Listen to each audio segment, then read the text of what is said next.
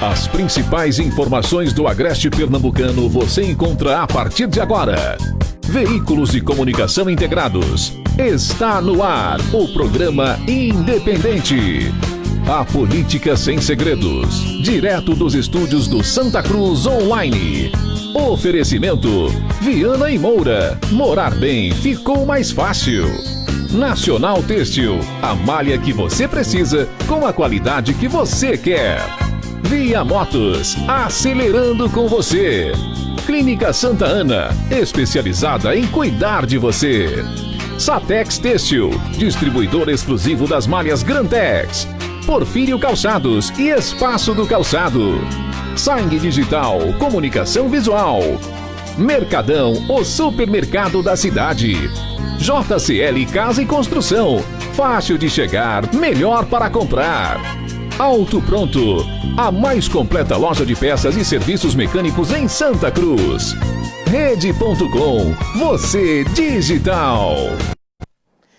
Olá, muito boa noite, seja muito bem-vindo aos estúdios do Santa Cruz Online para mais uma edição do programa Independente. A partir de agora, mais uma vez, vamos juntos dar início a mais uma semana, né? Trazer para você aquilo que é importante, informação, levantar aqui os assuntos que vão, na verdade, esclarecer você e tirar suas dúvidas, né? Influenciar, inclusive, naquilo que você comenta também na sua casa, enfim, nas suas convivências durante a semana.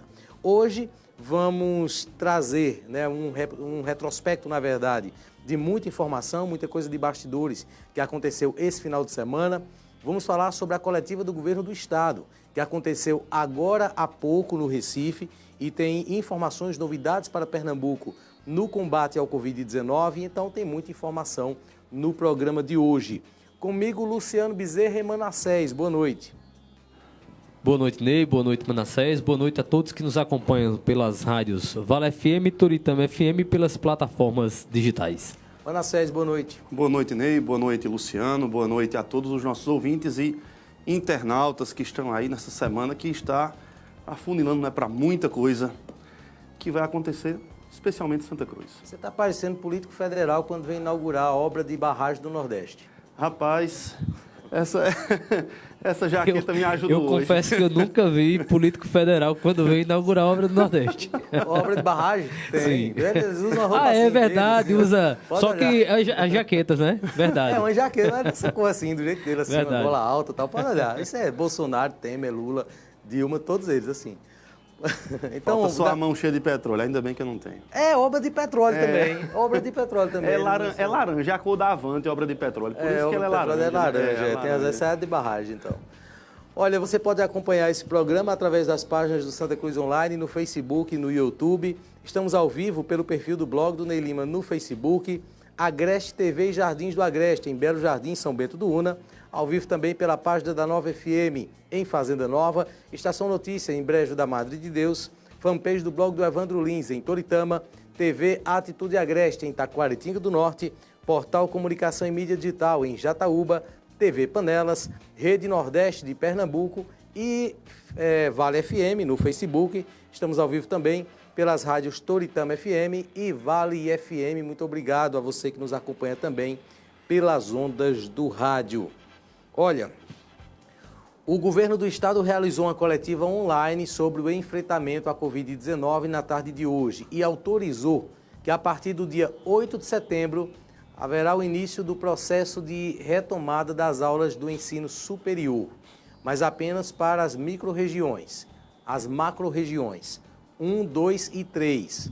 A macro-região 1 engloba a região metropolitana do Recife e as zonas da mata. A 2, o Agreste.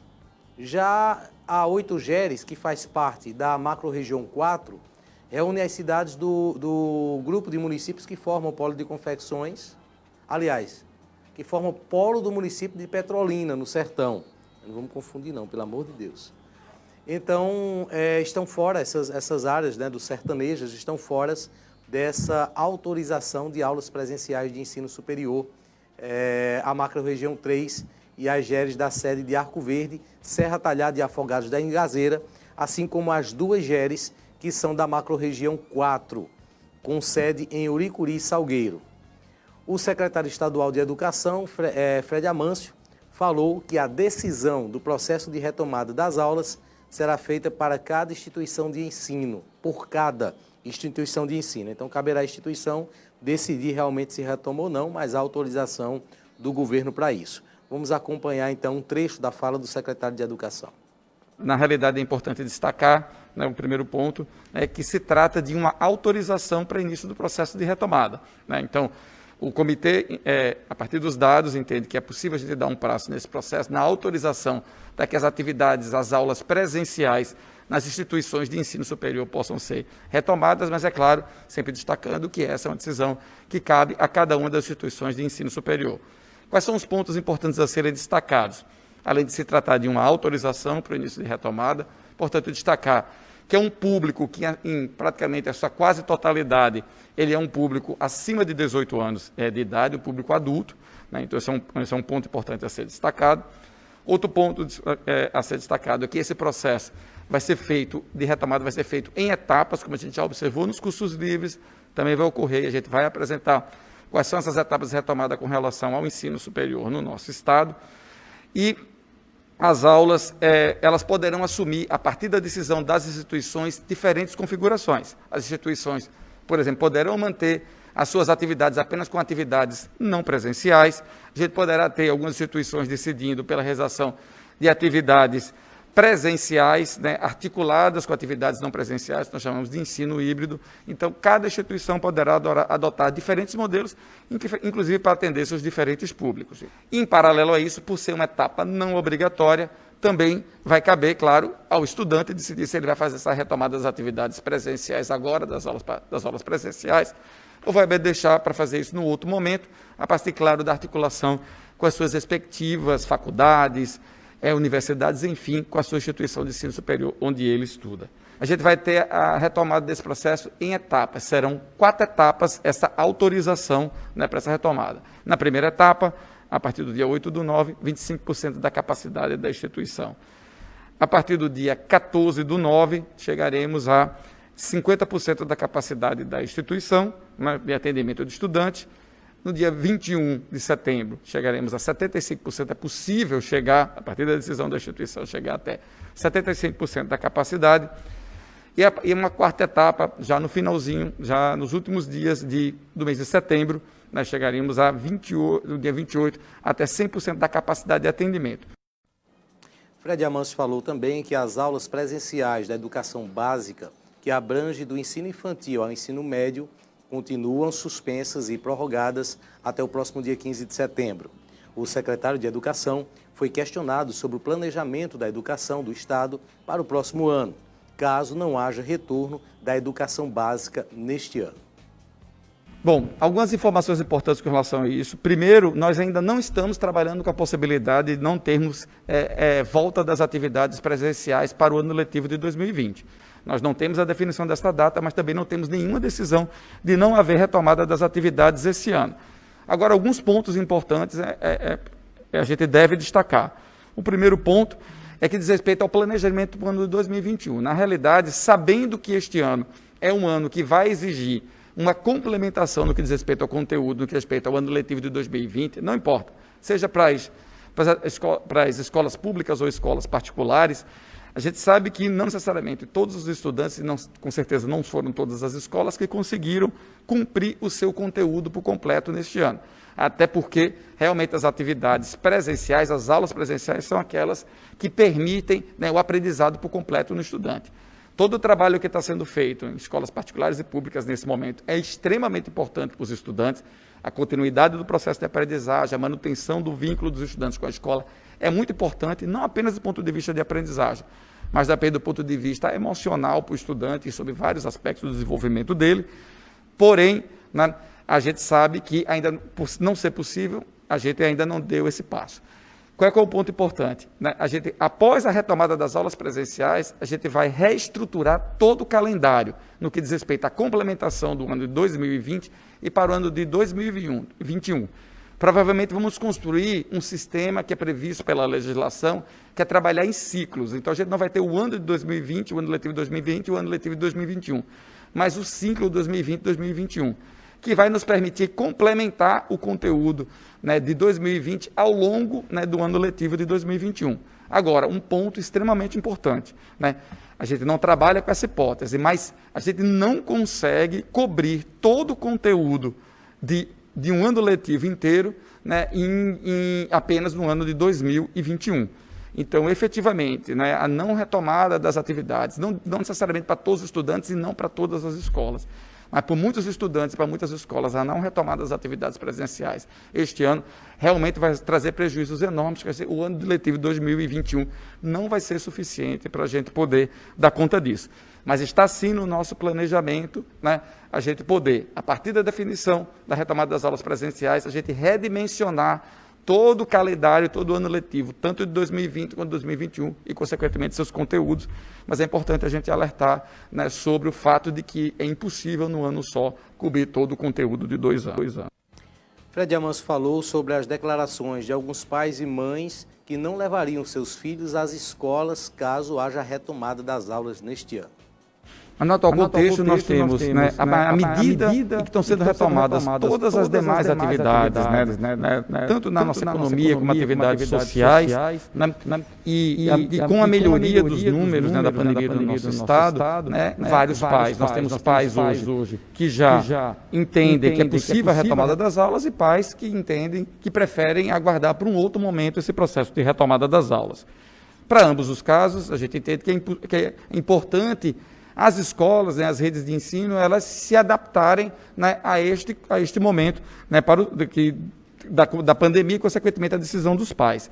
Então, como eu já destaquei nesta tarde, né, tanto no caso das escolas particulares, como nós estamos nos preparando no caso das escolas públicas, no sentido que a gente possa continuar ofertando, né, atividades, né, não presenciais, para os pais que decidirem que não querem que a retomada seja neste momento, como as atividades presenciais articuladas com atividades não presenciais, né, para os estudantes, que os pais decidam que eles possam retomar, né, as atividades na escola, quando isso for possível, né, a partir da continuidade da melhoria dos dados, né, da Covid, né, no nosso Estado. Então, a gente entende que esse é um passo, né, importante nesse momento, né, a gente poder observar esse processo. O único ponto que a gente sempre destaca é o que a gente entende que não pode deixar de acontecer é o estudante se afastar da escola. Ou ele mantém as atividades. Na JCL Casa e Construção, você encontra tudo para reforma ou construção. A maior variedade em pisos e revestimentos, materiais elétricos e hidráulicos, ferragens, itens de campo e lazer, além de utilidades para o lar. A JCL oferece condições especiais de pagamento. JCL Casa e Construção, funcionando de segunda a sexta-feira, das 8 às 18 horas e aos sábados e domingos, das 8 às 16 horas. Em Santa Cruz do Capibaribe, na Avenida 22 de Abril, e em Caruaru, Avenida Transatlântico 173, por trás da Rodobens. É JCL Casa e Construção, fácil de chegar, melhor para comprar. Bom, voltamos então e trazendo esse assunto aqui, né? Acredito que está começando a ficar claro, né, que a educação infantil básica, me parece que esse ano não volta mais no estado com aulas presenciais. Parece, não estou trazendo como informação, né? É a impressão que a gente tem a partir dessas informações aí do governo. E fica bem claro, Ney, pela divisão que o governo faz, lançando o plano de convivência para o ensino superior, mas nas demais áreas da educação, apenas planejando. E nessa retomada do ensino superior, dividindo ainda, Manassés, em 4 etapas, como a gente viu, de ocupação dos prédios das faculdades e universidades, né? Etapas que começam ocupando 25% até uma ocupação de 100%, e sem tornar isso obrigatório, deixando isso facultativo para as instituições de ensino. E, lógico, naquelas áreas que estão autorizadas pelo governo do estado, porque, como a gente viu na matéria, nem todas as macro-regiões foram autorizadas. Algumas foram autorizadas e aí obedecendo essas fases de 25%, 50%, 75% até 100% de ocupação. O que chama a atenção em tudo isso é lógico que o governo do estado faz isso com base em dados técnicos, né? Não faria algo de forma simplesmente estimada, mas com dados com base em dados técnicos. É que a gente observa que em alguns setores, Ney, não há essa observação de de lotação, Manassés. A gente já percebe algumas matérias, vez por outra, traz aí, alguns encontros, bares e restaurantes que estão lotados sem observar essa capacidade, sem que isso tenha uma fiscalização mais rígida, e outros locais também estão sem obedecer. É importante que seja observado esses dados técnicos, mas que o governo do Estado possa, se tem dados técnicos que evidenciam uma possibilidade, de repente, de um retorno de ocupação dos leitos, que faça parte também na fiscalização para que evite esse tipo de ocupação dos leitos. Do contrário, o plano como foi apresentado, ele me parece meio contraditório com aquilo que a gente vem observando no dia a dia em alguns setores. Em primeiro lugar, eu também vejo que o que fica muito claro é que o governo ele vai dando passos um após o outro, mas não sabendo realmente o que vai acontecer. Por exemplo, ele foi muito claro que quanto à questão do ensino fundamental e médio, não descarta uma volta, especialmente o fundamental, mas disse assim, não temos data, e vão prorrogando. Então, eu penso que o governo poderia muito bem, Luciano, num caso como esse, definir já, porque fica essa expectativa de uma volta daqui a 15 dias, volta daqui a 20 dias, e o fato é que está se passando, e os pais e os alunos precisariam ter uma certeza clara de que não, o ano letivo realmente ficou pendente, boa parte dele, porque convenhamos, vamos ser muito claros, e ele foi muito, digamos assim, objetivo no fato de dizer que esse ensino à distância, ou seja, o ensino online, Luciano e Ney, ele não corresponde digamos assim, ao aproveitamento do conteúdo presencial. Isso é notório. E a gente já falou sobre isso aqui no programa, no sentido de que as escolas e as universidades não estavam preparadas, nem o comércio estava preparado para esse novo momento online.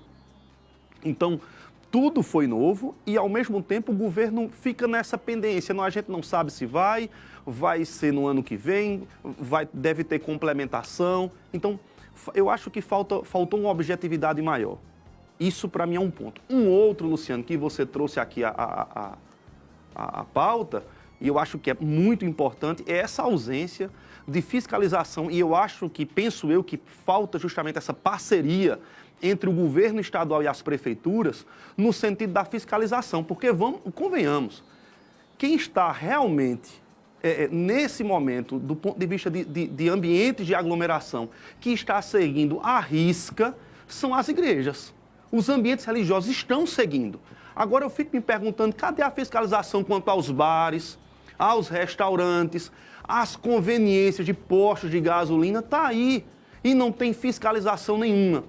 Então a gente tem uma parcela da sociedade contribuindo, especialmente nesse caso aqui as igrejas, estão ali mantendo o número, marca as cadeiras, marca as bancas, aqui não pode. Algumas pessoas até querem ir cultuar, não conseguem porque, por exemplo, da igreja que eu sou pastor auxiliar, quantos casais não gostariam de ir, mas não estão indo porque têm filhos pequenos em casa e não podem levar as crianças agora, porque nós estamos seguindo as orientações do governo do estado para não aglomerar crianças no mesmo ambiente. As salas infantis não estão funcionando.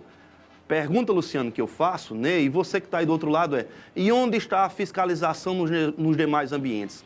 Falta a parceria entre o governo do estado e as prefeituras. Como a gente viu que realmente a falta de diálogo se estabeleceu clara. E por isso que o governo do estado abriu os restaurantes, ele faz o decreto liberando, mas fiscalização que é bom, e isso não está acontecendo. Nesse contexto, Manassés, a gente observa e ouve de alguns pais, inclusive, de adolescentes que questionam. O filho vai ao bar, ou algumas pessoas vai ao bar, vai ao restaurante, mas não pode ir à escola. Vai à fila do banco, faz a aglomeração, mas não pode ir à escola. Vai no outro ambiente de feira, seja lá o que foi outro ambiente que tem aglomeração, mas não vai à escola. Então, realmente, como você diz, é contraditório. Talvez aí pela falta de diálogo, algumas responsabilidades em que o governo do estado entregou aos municípios, outro ele detém desse controle, como é o caso na educação, mas esse tipo de situação precisa ser revisto porque acaba, de certa forma, a coisa não sendo levada a séria as restrições que devem ter para evitar o contágio do novo coronavírus. É isso, né? Então, a expectativa é de que o ensino infantil Pelo menos até agora não há prazo para voltar, pode ser que não volte esse ano, as aulas não sejam retomadas esse ano. Isso fica muito claro aí pelas afirmações do governo. Agora, sim, eu pensei que no ensino superior, por exemplo, eles iriam liberar de uma vez, né? Mas até para o ensino superior há 2 datas, há 2 momentos, há situações aí a serem estudadas que vão até 15 de setembro. Então, outubro a gente já está com o clima de Natal, de final de ano, já começa a chegar. A pergunta que eu faço, Luciano, você que estudou na ACES também, toda universidade, toda faculdade tem na frente tem uma estrutura de bares e barzinhos enormes. Se é isso que eu estou dizendo, essa conjuntura do governo do Estado, Ney, de dizer assim, é só 25, é só 30, fecha o cerco, mas não fecha onde deveria fechar. Hoje, pela manhã, eu estava assistindo o Bom Dia Pernambuco e pasmem, nem sequer, a jornalista estava na beira-mar de Boa Viagem, não havia fiscalização, a grande maioria das pessoas em Recife, que foi o grande centro digamos assim, do estouro dessa pandemia, a grande maioria sem máscara, andando de boa, e sequer há um trabalho preventivo de educação. Não é dizer assim, se você não estiver usando máscara, vai ser preso. A questão não é essa, mas é da educação. Diz, olha, tem que usar, tem que colocar. Não, aí isso fica difícil. Aí quem vai ser penalizado nessa história toda vai ser o aluno, porque em parte há uma fiscalização rígida em relação às instituições de ensino, mas quanto aos bares que ficam nas imediações, eu ainda estou para ver essa atitude do governo do Estado. Vou trazer um intervalo rápido de 30 segundos e na volta a gente fala sobre a movimentação desta segunda-feira no Moda Center, no Polo de Confecções. Voltamos em instantes. Ei, psiu, você já conhece os benefícios de realizar o sonho da casa própria com a Viane Moura? Ainda não? Então eu vou te contar. Parcelas a partir de 350, 0 de entrada, bônus Minha Casa Minha Vida, documentação paga pela construtora, infraestrutura pronta, muro, portão e suíte, área para ampliação e garantia de até 5 anos para o seu imóvel. Não esqueça, até 6 meses para pagar a primeira parcela. Fale com a gente, 819-9451-0626. Com a Viane Moura, morar bem ficou mais fácil. Hoje houve uma boa movimentação no Moda Center Santa Cruz. Lembrando que dia 7 de setembro, feriado da Independência no Brasil, haverá feira normalmente. O síndico do Moda Center, José Gomes Filho, falou sobre a movimentação da feira de hoje, que foi a última do mês de agosto. Confira no vídeo. Estamos realizando a 4ª semana de feira após a reabertura autorizada pelo governo. Cada semana a gente gradativamente vem sentindo a alta da movimentação. E isso nos traz a esperança de que a economia esteja reagindo de uma forma bem melhor. Como vocês podem ver, várias ruas movimentadas, várias pessoas fazendo as suas entregas, várias pessoas fazendo seus negócios, tudo sendo realizado de acordo com o protocolo do governo, dentro daquilo que a gente esperava. Próximo dia 7 de setembro, segunda-feira, apesar de ser feriado, o Moda Center estará aberto normalmente. Quem vier ao Moda Center irá encontrar todas as lojas e boxes funcionando em um lugar seguro para que todos possam fazer suas compras com a maior tranquilidade possível.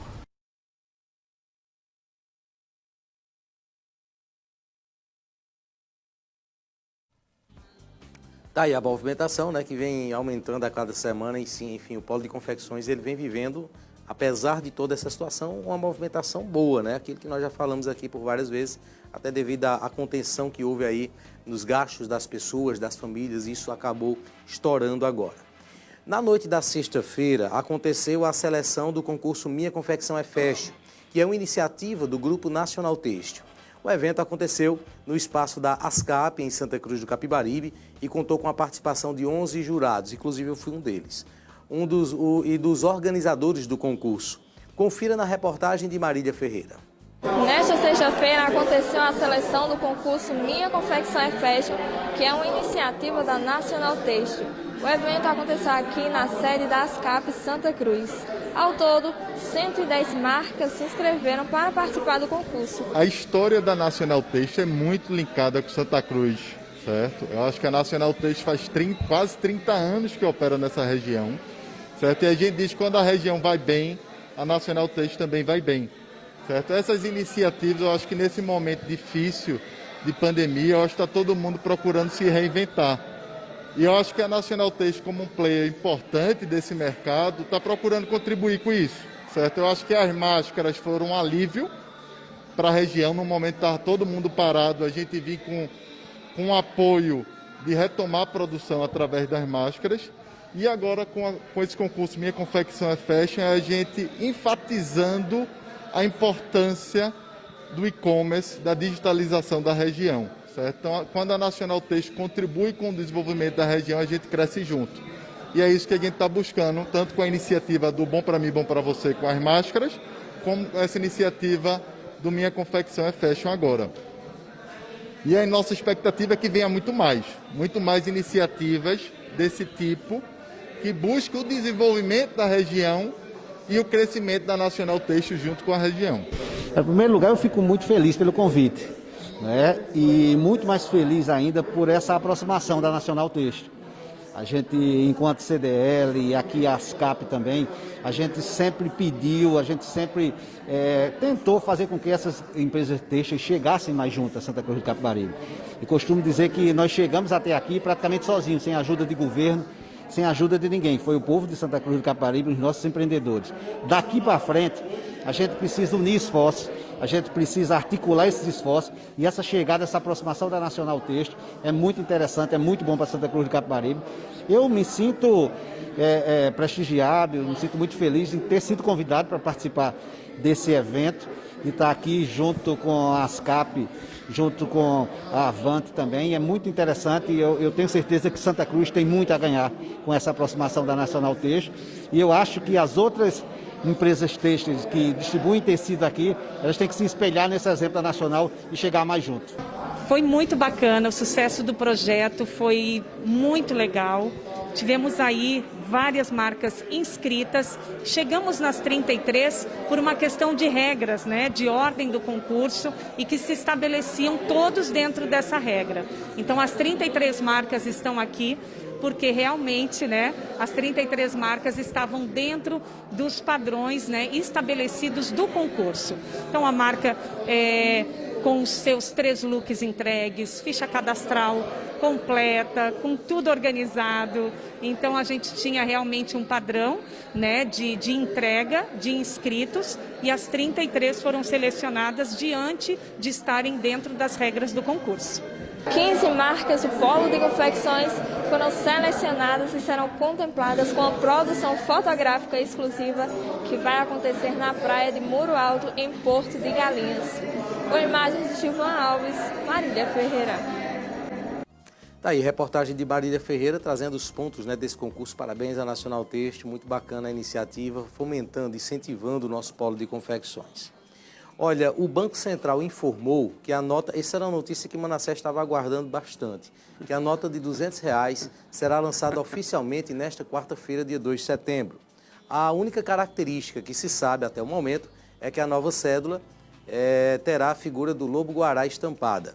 A justificativa do Banco Central para a nova cédula é o risco da falta de dinheiro físico, com o aumento da demanda por papel moeda durante a crise da Covid-19. Com cédulas de valor maior, as pessoas poderão sacar valores maiores com menos emissão de papel. Serão 450 milhões de unidades da nova cédula que devem entrar aos poucos em circulação, dependendo da demanda da população. Pronto, Manassés, logo você vai poder pegar nas notas de 200, Não, que é o que você queria. Quem tinha esse interesse aqui era ele. Foi ele quem trouxe, inclusive, rapaz, você soube que teve um baixo assinado e andou bem para que aquela cachorrinha vira-lata ficasse na cédula. O UOL, a Folha de São Paulo, colocou. Aquela vira-lata fez sucesso, era para ter ficado. Se você, Ney, conseguir, deixe pelo menos eu ver um lobo-guará desse, viu? Não, a gente vai conseguir a foto para trazer aqui logo. Ele conseguiu em primeira mão, é porque depois, quando ele deu o furo de reportagem, houve a mudança para o lobo-guará. Tem uma curiosidade que eu tenho, mas o Luciano é contador, mas ele é ruim de conta, ele não vai saber fazer essa conta, não. Que é o seguinte, não, mas não é conta, não. O que é que acontece? Ele não vai saber responder, eu vou perguntar, mas o que é que acontece se o governo imprimir dinheiro, começar a imprimir dinheiro para resolver os problemas da população? Um dos efeitos é a inflação. A inflação. Um dos efeitos. Mas isso pode acontecer? Foi impresso agora na pandemia, o governo emitiu moeda. 9 bilhões. 9 bilhões. Numa tomada foi 9 bilhões, que era prevista para outubro, foi impresso em maio. E alguns economistas, inclusive, já apontam que nós estamos tendo o início de inflação devido ao efeito da emissão da moeda. Mas para explicar o motivo dessa inflação é muito complicado, né? Para poder chegar a essa ponta. Você passa a ter mais moeda circulando e quando você tem mais moeda, começa a haver um maior consumo e quando tem mais consumo, diminui a oferta e aí os preços aumentam. Mas aí a moeda, nesse caso, o aumento está na injeção do governo, né? O recurso do governo para fins de utilização pública, né? Porque se eu tenho R$100 na minha conta, vai continuar tendo 100. Mas aí o governo começa a liberar, como foi agora, a liberação do Pronamp, a liberação dos auxílios emergenciais. Então, esse recurso ele acaba chegando da sociedade. Agora, o remédio para isso, normalmente, pelo menos na época do Fernando Henrique, ele fez muito isso, era aumentar o compulsório dos bancos. Muita moeda circulando, ele retinha aquela... Aí Luciano entende até melhor do que eu também, mas o compulsório segura, porque ele vai aos poucos trancando moeda, vai segurando a moeda e a gente vai ter uma escassez de moeda no mercado de novo. Então, a tendência também é os preços voltarem para o lugar. E a gente comentava, Luciano, que uma das coisas que mais as pessoas sofrem, especialmente as mais pobres, é com a questão de alimento. Inflação no alimento pesa muito no bolso do mais pobre. Graças a Deus, a questão da inflação na área de alimentos está mais tranquila. Agora, por exemplo, como a gente estava conversando ainda agora, material de construção está uma coisa realmente... Já dá sinais realmente, material de construção, de inflação. Ok, intervalo e a gente volta com os bastidores da política local. Você já viu a novidade que chegou em Santa Cruz? É o Mercadão dos Óculos e chegou com tudo, viu?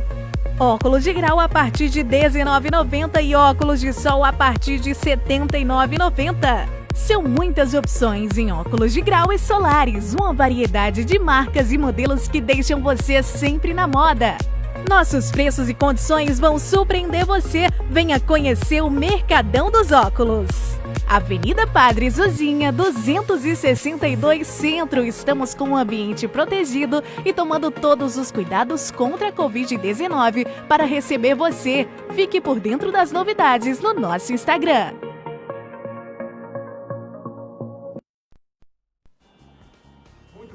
Voltamos então e deixa eu falar aqui sobre os bastidores deste final de semana. Hoje, inclusive, início da semana, eu lancei um editorial falando sobre o Elinho Aragão, né, que faz 20 dias que não fala, faz 20 dias que não se posiciona, não se pronuncia. E como eu coloquei no editorial, nenhuma nota os eleitores, os pretensos eleitores receberam para saber o que aconteceu com a pré-candidatura do PSB local.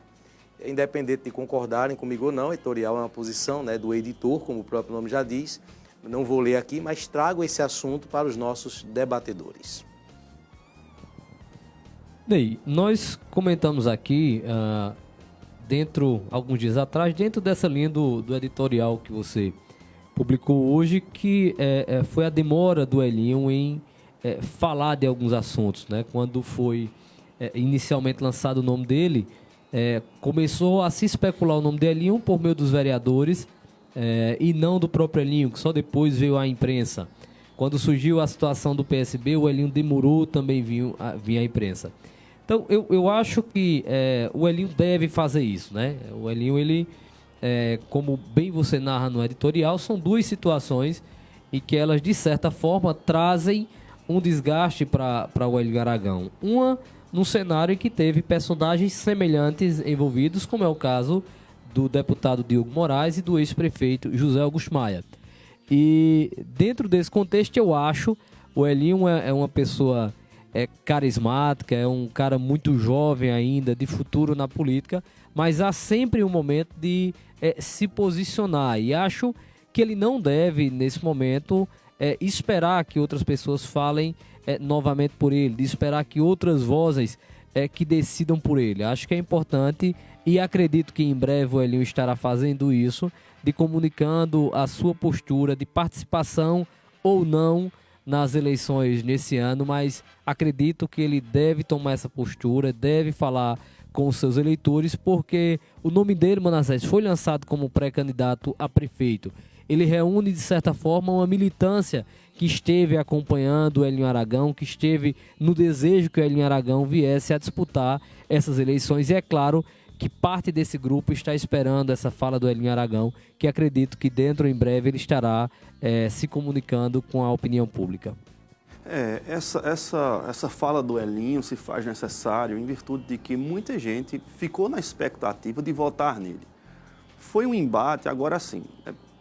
Eu penso que, como não apenas, para mim foi assim como o outro editorial de Ney, esse foi de muito objetivo e esclarecedor.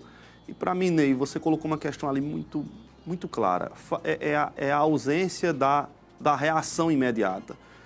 Política, como eu disse aqui semana passada, não dá para esperar.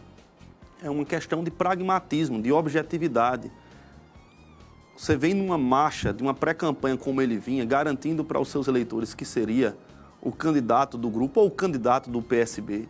E a gente tinha aquelas informações sempre que chegavam de bastidores, inclusive Ney, durante 2 entrevistas aqui e em outros momentos, colocou disso, olha, se viesse um vídeo curtinho do presidente do PSB estadual garantindo que você seria o candidato, acabaria com tudo isso, mas não chegava, isso não acontecia. E, mais uma vez, o Elinho, que dos quadros do Grupo Taboquinha, era um excelente nome, uma pessoa carismática, uma pessoa com trânsito, não apenas dentro do seu próprio grupo, porque às vezes, Luciano, você tem aquele pré-candidato, às vezes até mesmo um vereador de mandato que tem bom trânsito dentro do seu grupo, ele não consegue ter uma fluência em outros grupos. O caso do Elinho, ele é querido por muita gente, mas faltou e está faltando. Creio que mesmo, Luciano, que chegue essa fala durante essa semana, mas chega, penso que fora de tempo.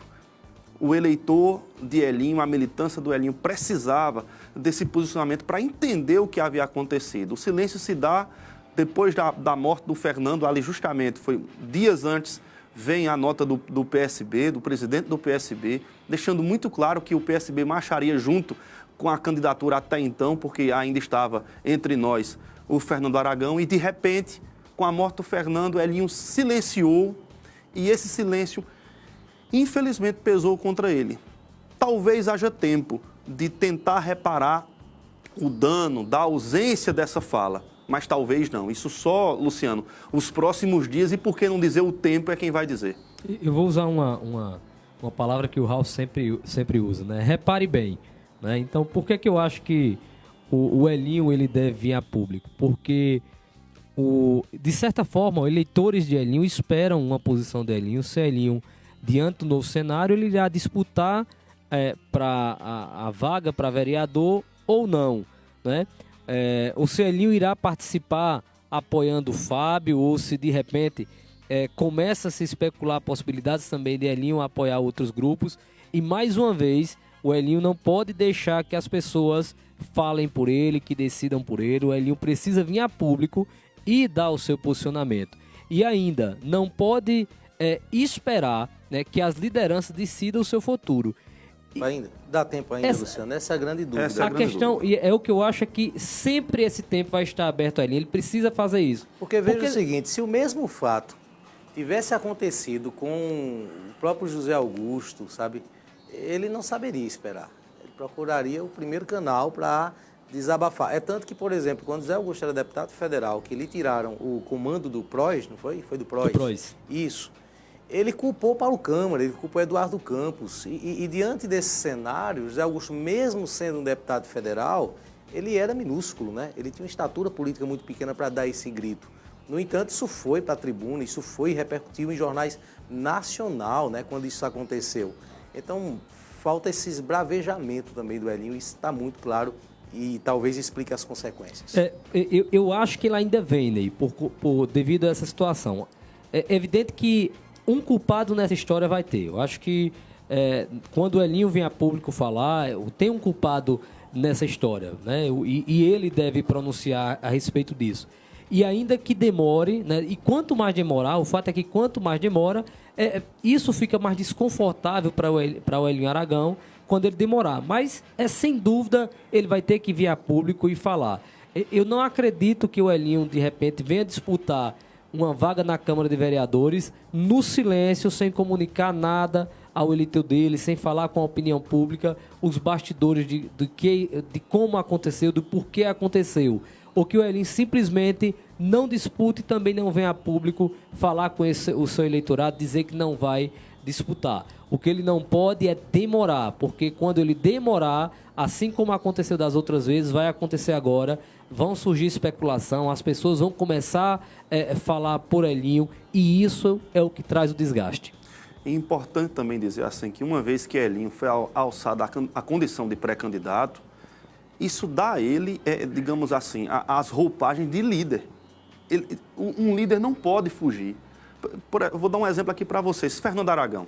Fernando era o líder do grupo. Por quê? Porque em determinados momentos ele recuou.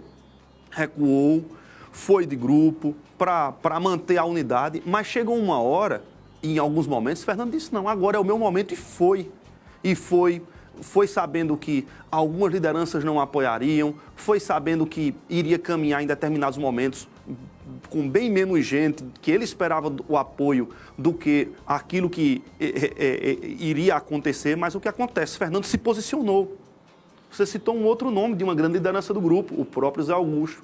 Então, de uma vez que você é alçado à condição de líder e um pré-candidato a prefeito, apoiado como Elinho foi, apoiado pelo Zé Augusto, ex-prefeito, pelo Aragãozinho, ex-prefeito, pelo Toninho do Pará, ex-prefeito. Era uma coisa que sempre era dita, além dos demais vereadores. Então, Elinho tem que entender que, nesse sentido, como líder do grupo, um dos líderes, ele precisa se posicionar com urgência. Se é que Elinho quer, eu acredito pela juventude de Elinho e pela sua postura, é necessário que ele faça isso se ele quer também continuar na política, porque aí é uma decisão. Se você quer continuar, Ney, você tem que se posicionar. E para se posicionar, você vai criar arestas com alguém. Isso é de grupo político, mas é nisso aí que você cresce, é nisso aí que se demarca território, é nisso aí que você se estabelece como uma liderança ou, na ausência desses posicionamentos, como uma não liderança. É que eu acho, existe uma situação aí, uma palavra que a gente pode usar, Manassés, que é a coragem, né? O Elinho vai ter que tomar a coragem de vir a público falar.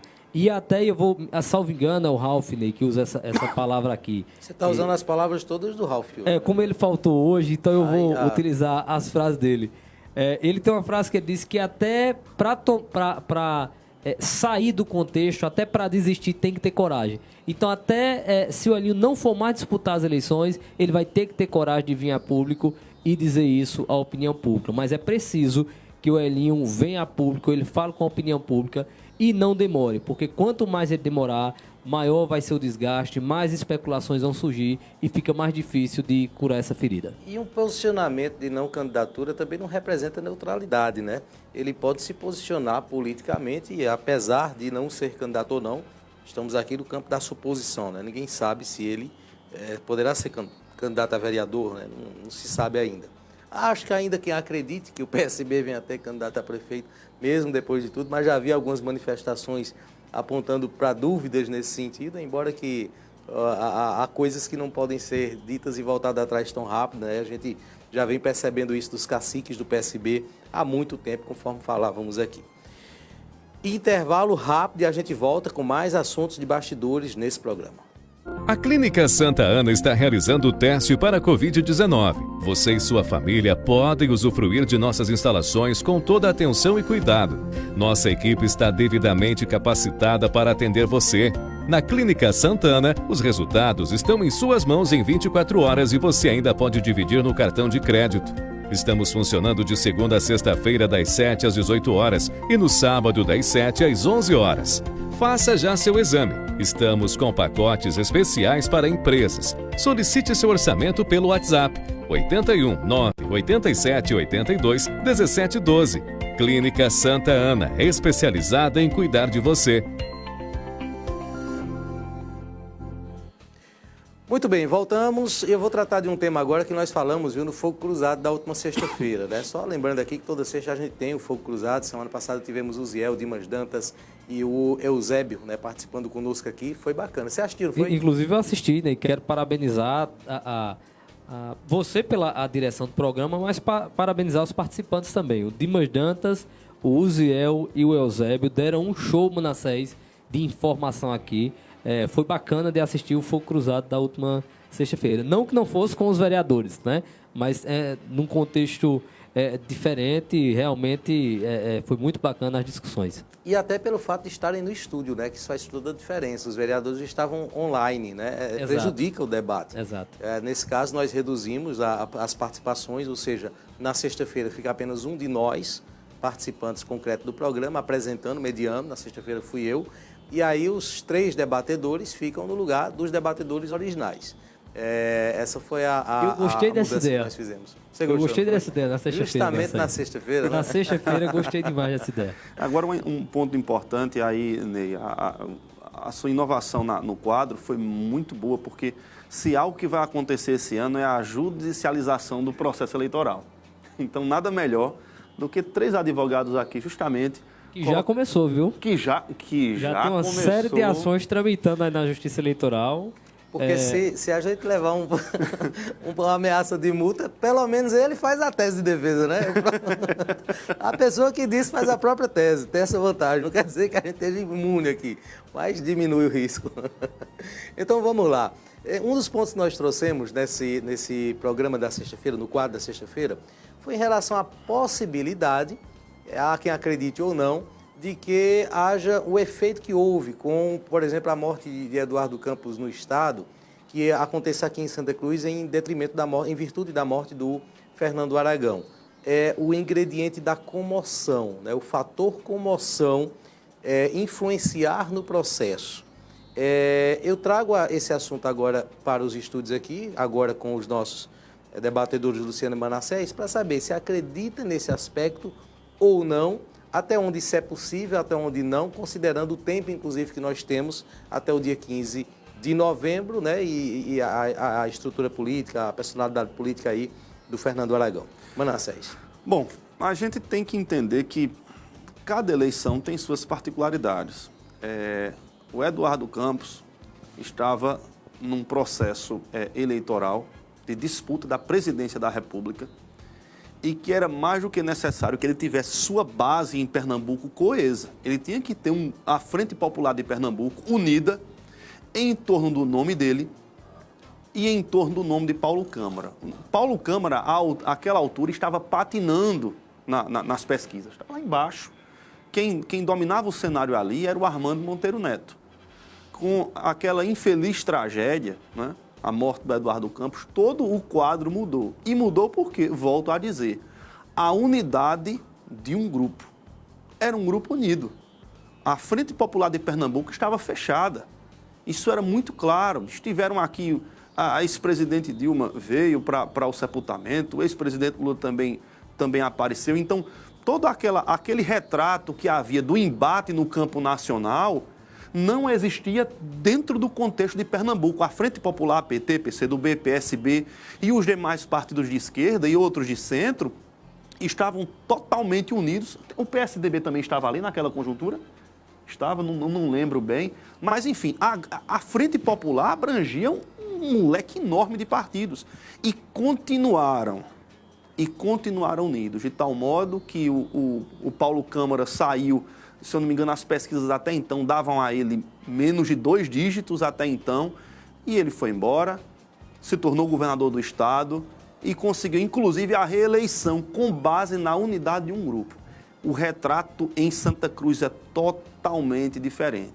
Nós tivemos a morte de Fernando Aragão, uma perca terrível para a família, uma triste perda para a cidade, para a política de Santa Cruz, mas a ausência, Luciano, Ney, isso é o que eu penso, a ausência da unidade do grupo fez com que essa comoção ficasse em todos, mas do ponto de vista de se transformar em votos para o próprio filho do Fernando Aragão, isso só o tempo vai dizer. Nesse momento eu ainda não vejo essa digamos assim, essa alavancar da campanha do Fábio em virtude da ausência da unidade do grupo. Você citou uma questão bem interessante, Manassés, aí a narrativa da morte do Eduardo Campos e no contexto em que ela se deu. E quando a gente fala nessa comoção, né, a gente observa que ela vai ter que estar voltada para 4 públicos diferentes. O público do próprio Fernando, né? Aquele público que estava junto, aquele público que vai estar mais próximo do evento que aconteceu. Mas essa comoção também ela tende a buscar, de certa forma, eleitores do grupo de Dida, de Alain, que é difícil trazer porque são, de certa forma, se demonstra uma certa definição, mas o grande desafio e que você, Manassés, trata muito bem é com que essa comoção una o próprio grupo do qual o Fernando pertencia, hoje liderado, aí uma das lideranças, pelo Fábio Aragão, né? Ela tem que ser capaz de comover primeiro esse grupo também, de modo que ele possa trazer para todo o restante daquele grupo de eleitores indecisos.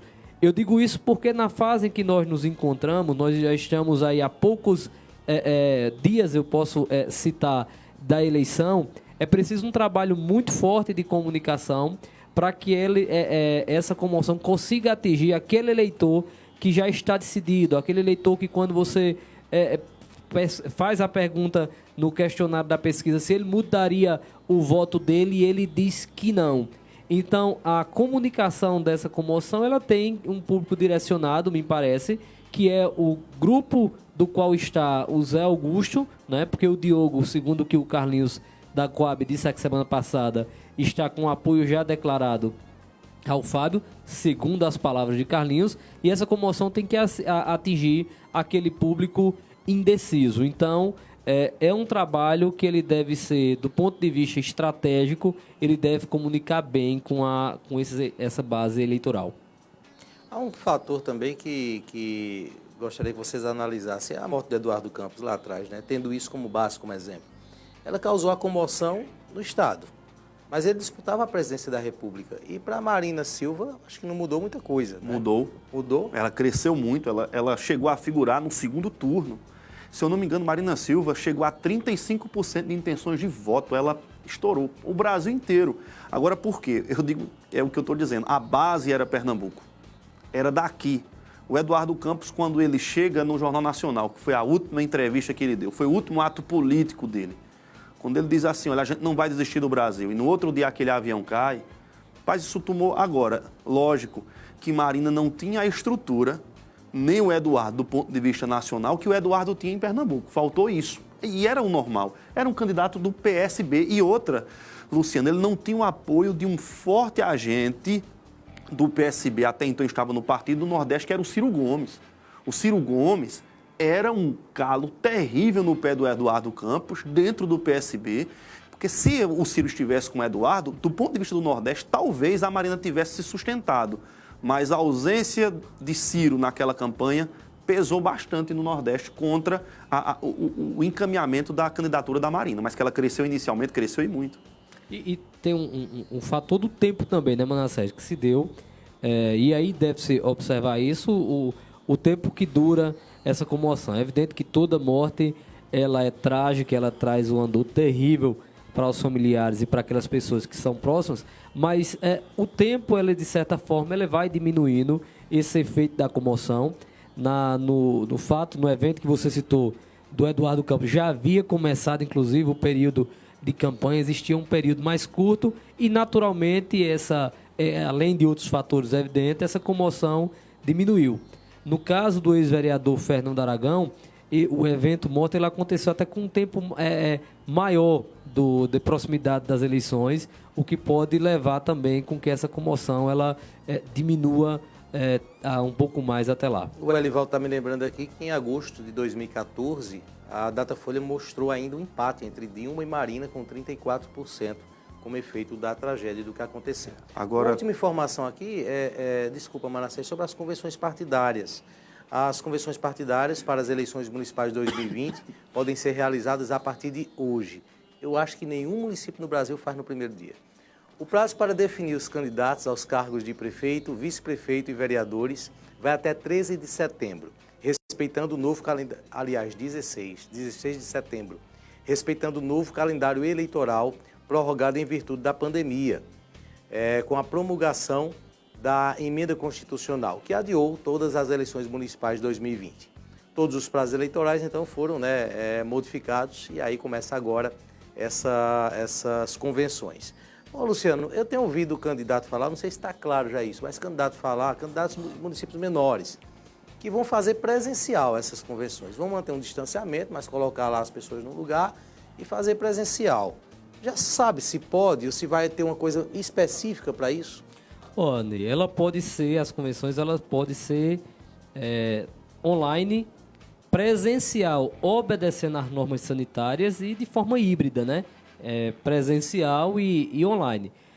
O que se discute é quais são as medidas sanitárias. Se a gente tirar a recomendação não, a consulta que foi feita ao TRE, essas medidas sanitárias têm que obedecer o decreto estadual, e esse decreto estadual fala do número de aglomeração de 10 pessoas. Ainda está assim para eventos desse tipo? Ainda assim. Então só para entender, pode haver uma infração sanitária ou pode haver um crime eleitoral ao ponto da pessoa ser penalizada eleitoralmente? Crime eleitoral eu não enxergo, mas a infração sanitária sim. Porque o que diz a resolução no que diz respeito às convenções é que, quando ela é presencial, obedecida às normas sanitárias. Ora, se as normas sanitárias estão estabelecidas pelo governo do estado, um decreto que diz que não pode ter mais de 10 pessoas em aglomeração, então, para mim, está claro que esse ambiente ele terá, no máximo, 10 pessoas. Mas acredito que alguns vão correr essa o decisão risco do TRE também, falando sobre não ter aglomeração em qualquer evento partidário, também aí não teria o condão de eliminar também qualquer tipo de aglomeração, mesmo que de 10, 8 pessoas, por ser uma decisão do TRE. Quando ela remete ao decreto estadual, né, e o decreto estadual ele fala de 10 pessoas, me parece mais que vai servir como uma estratégia política, Manassés, porque imagine que amanhã o governo do estado resolva decretar que não é mais de 10 pessoas, que são 100 pessoas no ambiente. Então, de repente, essa decisão ela pode ser usada como estratégia política. Hoje, ela é 10 pessoas essa aglomeração. Então, permitido desde que obedeça essa norma de aglomeração de 10 pessoas. Em outras palavras, nós podemos dizer que não vai ter esses eventos com essas aglomerações. Agora, e por que ela pode ser usada como estratégia? Porque, de repente, ela pode ser de interesse. Não estou dizendo que o governo do estado vai fazer isso, porque tem uma responsabilidade técnica, né? Mas se de repente ele aumenta o número de pessoas para aglomeração, nós temos um outro cenário para o ambiente da divulgação partidária. São pontualmente 8 horas e a gente chega assim ao final de mais uma edição do programa Independente. Luciano e Manassés, muito obrigado. Estaremos juntos aí ao longo da semana. Até amanhã, Ney. Boa noite a todos. Até amanhã. Eu quero deixar aqui um beijo para meu pai, minha mãe e minha irmã que estão assistindo a gente. E tá marcado, tá? O aniversário dele, ele disse... Ele tem essa história que tá marcado, olha, a data e o horário. Olha, tal dia, tal hora, embaixo do pé a mangueira tá florida, não vai ter manga. Mas eu vou trazer em dezembro e janeiro umas mangas aqui pra gente. E ele termina o assunto, mas não disse a data, de novo. 19 de outubro, aniversário do meu pai. 19 de outubro. Cai numa segunda-feira. Mas o almoço que a gente vai participar. Vai ser, acredito que não sabe, então 17. Gaguejou. 17, tá fechado. A você que nos acompanha sempre. Um vídeo dizendo a data a gente acredita. Desse aniversário que a gente acredita. A você que nos acompanha sempre, nosso muito obrigado. Um abraço a todos, voltaremos amanhã.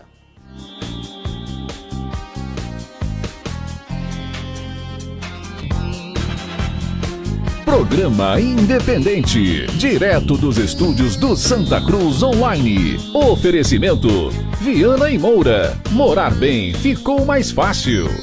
Nacional Têxtil, a malha que você precisa com a qualidade que você quer. Via Motos, acelerando com você. Clínica Santa Ana, especializada em cuidar de você. Satex Têxtil, distribuidor exclusivo das malhas Grantex. Porfírio Calçados e Espaço do Calçado. Sangue Digital, comunicação visual. Mercadão, o supermercado da cidade. JCL Casa e Construção, fácil de chegar, melhor para comprar. Auto Pronto, a mais completa loja de peças e serviços mecânicos em Santa Cruz. Rede.com, você digital.